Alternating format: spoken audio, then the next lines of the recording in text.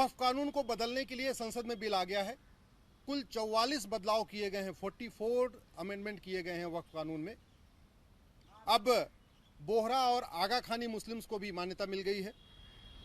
वक्फ property को जब declare किया जाएगा तो मौखिक नहीं होगा, बाकायदा कागज़ पे होगा।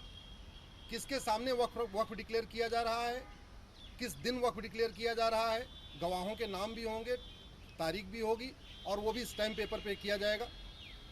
कोई किसी की प्रॉपर्टी को ज़बरदस्ती वक्फ प्रॉपर्टी डिक्लेयर नहीं कर पाएगा। पहले कई बार ऐसा होता था कि बच्चे नहीं हुए और पति पत्नी चाहते हैं अपनी ज़मीन को भतीजे को देने के लिए, भांजे को देना चाहते हैं या किसी रिश्तेदार को देना चाहते हैं, उस प्रॉपर्टी को ज़बरदस्ती वक्फ प्रॉपर्टी डिक्लेयर कर दिया जाता था।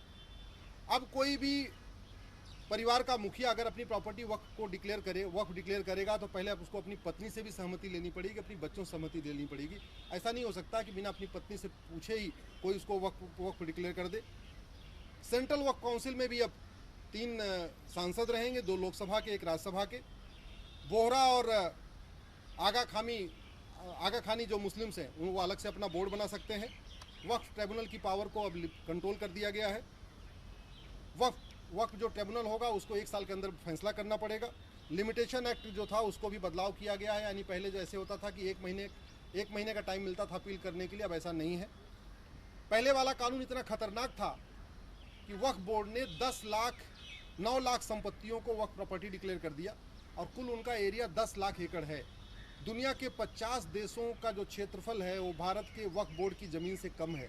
उदाहरण के लिए मालदीव का क्षेत्रफल मात्र 75,000 एकड़ है, सिंगापुर का क्षेत्रफल 1,80,000 एकड़ है, बहरीन का क्षेत्रफल 1,90,000 एकड़ है, हांगकांग का क्षेत्रफल 2,75,000 एकड़ है, डेनमार्क का क्षेत्रफल 3,45,000 एकड़ है, फिनलैंड का क्षेत्रफल 3,90,000 एकड़ है, मॉरिशस का क्षेत्रफल 5 लाख एकड़ है, लग्जमबर्ग का क्षेत्रफल 6,40,000 एकड़ है, साइप्रस का क्षेत्रफल 8 लाख एकड़ है, जॉर्जिया का क्षेत्रफल 9,60,000 एकड़ है और भारत में वक्फ बोर्ड के पास 10 लाख एकड़ ज़मीन है। यानी दुनिया के 50 देशों से ज़्यादा ज़मीन भारत में के वक्फ बोर्ड के पास है। मैं इस जो बदलाव आया इसका स्वागत करता हूं, लेकिन मेरा एक कहना है कि भारत के संविधान में कहीं पे भी वक्फ शब्द नहीं है। भारत का संविधान मजहब के आधार पे बोर्ड बनाने का विरोध करता है। भारत का संविधान मजहब के आधार पे ट्रिब्यूनल बनाने का विरोध करता है। भारत का संविधान मजहब के आधार पे योजना बनाने का विरोध करता है। भारत का संविधान मजहब के आधार पे आयोग बनाने का विरोध करता है।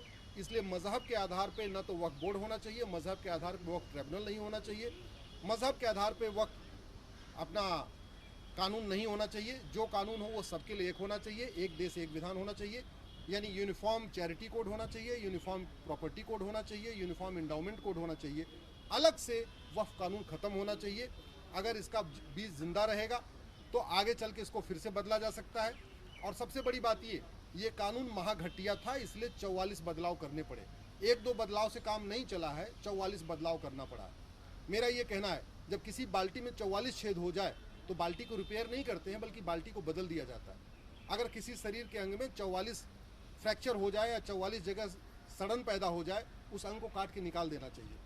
इस कानून में 44 बदलाव करने की बजाय ज़्यादा अच्छा होता इस कानून को ख़त्म कर दिया जाता और एक देश एक विधान लागू किया जाता। जो कानून होता हिंदू, जैन, बौद्ध, सिख, पारसी, ईसाई, यहूदी सबके लिए एक समान होता।